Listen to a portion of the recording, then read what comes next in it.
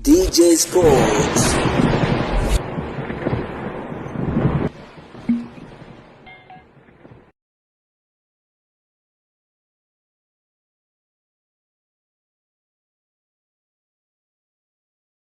Ni moja kati ya mchezo wa kibabe kweli kweli, mchezo wa CAF Champions League, mchezo ambao unakutanisha kati ya Young Africans dhidi ya JS Kabylie kutokea kule Algeria. Bila shaka ni moja kati ya mechi dume kweli kweli, ambapo so far tumeweza kuona kwamba klabu ya soka ya Young Africans wakiwa wako mbele kwa goli 1-0, hasa mara baada ya Pako Mezuzwa kuchezewa foul ndani ya penalty box, na hivyo mwamuzi wakati aliweza kutafsiri kama penalty, na hivyo tuliweza kuona kwamba Depu mchezaji wa klabu ya soka ya Young Africans na kwenda kushuti mpira kwa kasi kweli kweli na kufunga goli kwa mkwaju wa penalty. Hivyo tunaweza tukasema Young Africans wako mbele kwa goli 1-0. Hivyo Young Africans